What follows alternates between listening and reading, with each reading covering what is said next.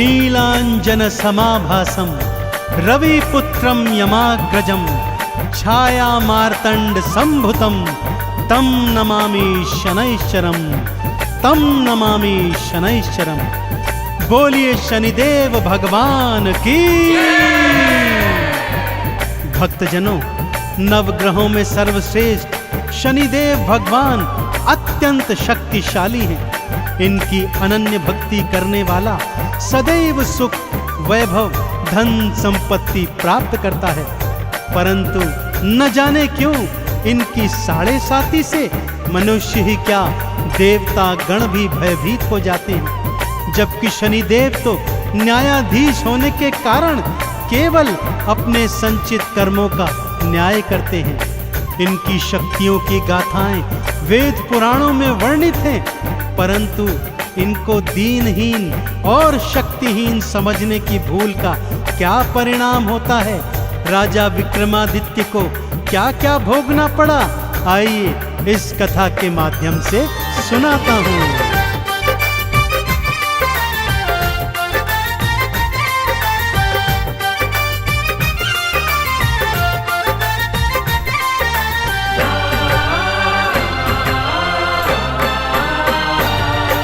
सूर्य पुत्र शनिदेव की गाथा। सूर्य पुत्र शनिदेव की गाथा भक्तों बड़ी महान है। भवसागर से पार हुआ वो जिसने किया गुणगान है, जिसने किया गुणगान है। सूर्य पुत्र शनिदेव की गाथा भक्तों बड़ी महान है। भवसागर से पार हुआ वो जिसने किया गुणगान है, जिसने किया गुणगान है। सूर्य पुत्र शनिदेव की गाथा।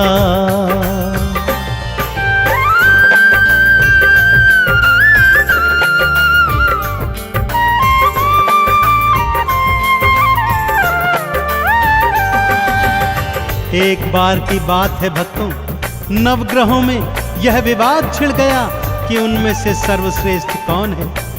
जब विवाद नहीं सुलझा तो 9 के 9 ग्रह त्रिदेवों की शरण में आए, परंतु त्रिदेव भी उनके इन प्रश्नों का उत्तर नहीं दे पाए। इस पर देवर्षि नारद ने नवग्रहों को बताया कि पृथ्वी लोक पर विक्रमादित्य नामक एक अत्यंत न्यायप्रिय राजा है, वही आपके प्रश्नों का उत्तर दे पाएगा।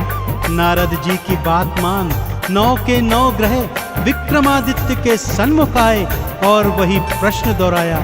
विक्रमादित्य ने अलग अलग धातुओं के आसन बनवाए और नवग्रहों को अपनी अपनी पसंद की धातु के आसन पर विराजमान होने को कहा। आगे क्या हुआ, आइए सुनते हैं।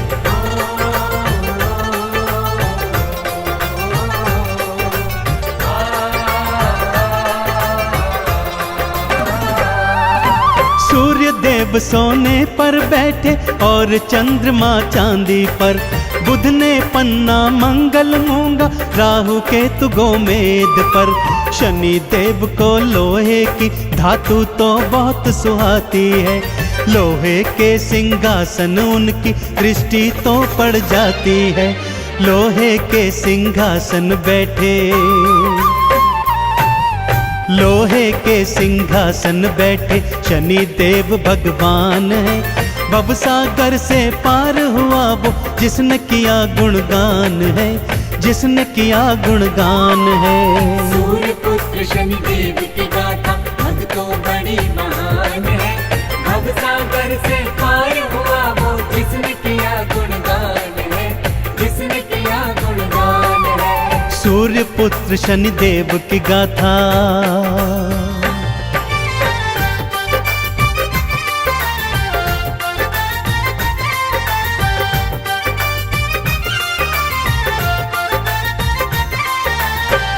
जैसे ही नवग्रह अपनी अपनी पसंद की धातु के सिंहासनों पर बैठे, विक्रमादित्य प्रसन्न मुद्रा में बोले, लीजिए निर्णय हो गया।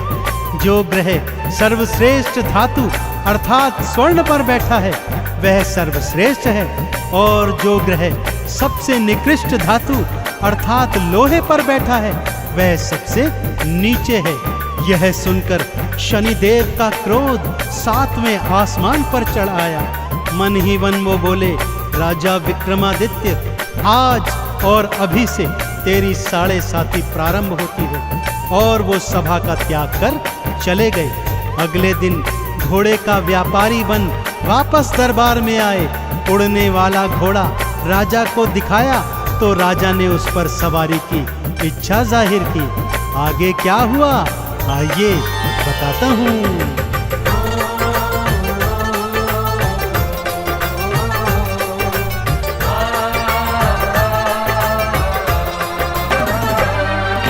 घोड़े पर ज्यों एड़ लगाई, पवन वेग से उड़ने लगा। और घने जंगल में राजा विक्रम को वो फेंक गया। चोर लुटेरों ने राजा के गहने कपड़े लूट लिए। भूख प्यास से बेदम राजा नगर नगर फिर घूम लिए। एक सेठ ने जब देखा तो, हाँ, एक सेठ ने जब देखा तो लगा भला इंसान है। भवसागर से पार हुआ वो जिसने किया गुणगान है, जिसने किया गुणगान है। सूर्य पुत्र शनिदेव की गाथा भक्तों बड़ी महान है। भवसागर से पार हुआ वो जिसने किया गुणगान है, जिसने किया गुणगान है। सूर्य पुत्र शनिदेव की गाथा।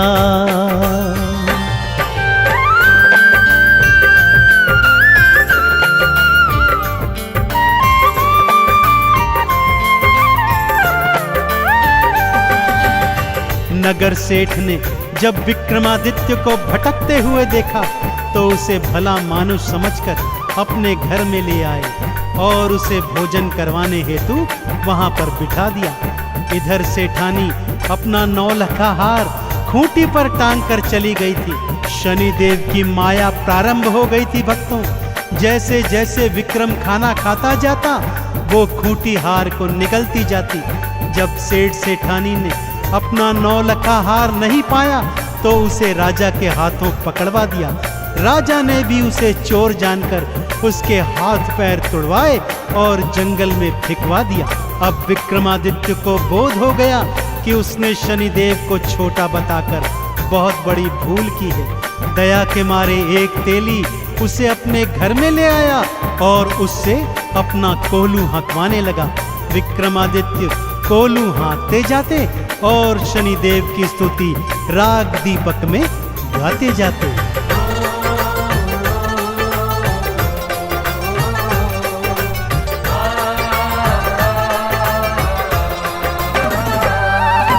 हाथ पैर सब टूट गए थे तेली घर कोल्हू हाँके।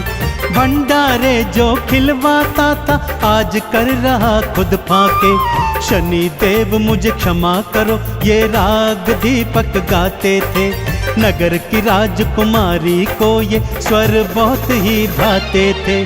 इसी से तो मैं विवाह करूंगी, हाँ, इसी से तो मैं विवाह करूंगी। उसका ये अरमान है। भवसागर से पार हुआ वो जिसने किया गुणगान है, जिसने किया गुणगान है। सूर्य पुत्र शनिदेव की गाथा भक्तों बड़ी महान है। भवसागर से पार हुआ वो जिसने किया गुणगान है, जिसने किया गुणगान है। सूर्य पुत्र शनिदेव की गाथा।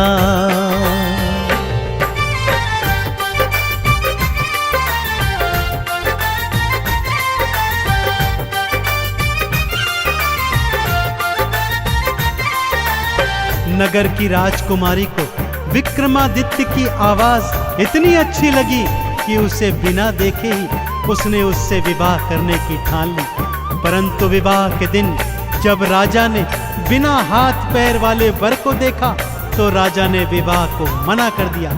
इधर विक्रम ने सच्चे हृदय से एक बार फिर शनिदेव की आराधना की तो शनिदेव ने उस पर से अपनी वक्र दृष्टि हटा ली और 7.5 भी समाप्त कर दी। जो ही शनिदेव की शुभ दृष्टि पड़ी विक्रम को पहले जैसा सुंदर स्वरूप मिल गया।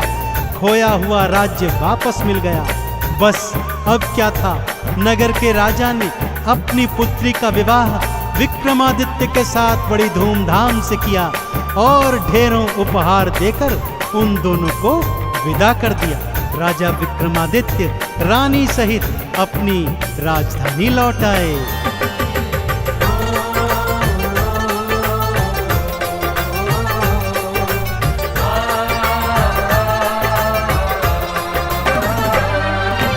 वक्र दृष्टि जब हटी तो भक्तों हाथ पैर वापस आए।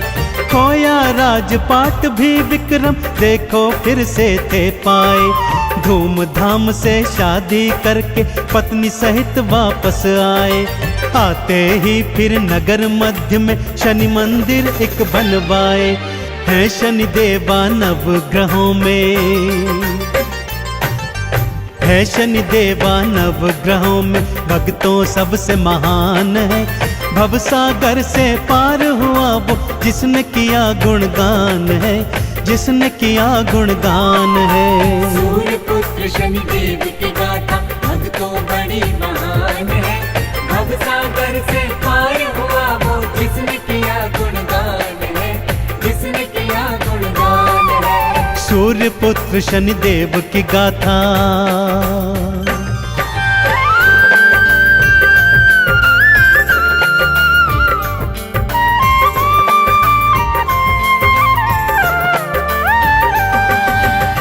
अब राजा विक्रमादित्य सपरिवार हर शनिवार को शनि मंदिर जाते, शनिदेव को तेल से स्नान करवाते, लोहा तिल तेल उड़द का भोग लगाते, उन्हें नवीन काले वस्त्रों से सुसज्जित करते, काले चने बैंगन और सरसों के तेल में बने पकवानों का भोग भंडारा बनाकर गरीबों को खिलवाते। इस तरह वो जीवन पर्यंत शनि देव के कृपा पात्र बने रहे। और भक्तों, यह कथा हमें यह संदेश भी दे गई कि नवग्रहों में सर्वश्रेष्ठ तो शनिदेव ही हैं। तो बोलिए मेरे साथ, भगवान शनिदेव महाराज की।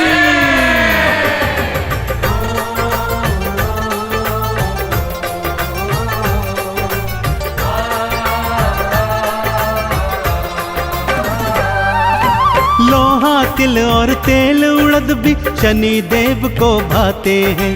हर शनिवार जो शनि देव को ये अर्पित कर जाते हैं। चंदन तिलक लगा के शनि की आरती 40 गाते हैं। शनि देव के 12 नामों को मन से जो ध्याते हैं, शनि देव की कृपा पाते, शनि देव की कृपा पाते करे शनि कल्याण है। भवसागर से पार हुआ वो जिसने किया गुणगान है, जिसने किया गुणगान है। सूर्य पुत्र शनि देव की गाथा भक्तों बड़ी महान है। भवसागर से पार हुआ वो जिसने किया गुणगान है, जिसने किया गुणगान है। सूर्य पुत्र शनि देव की गाथा।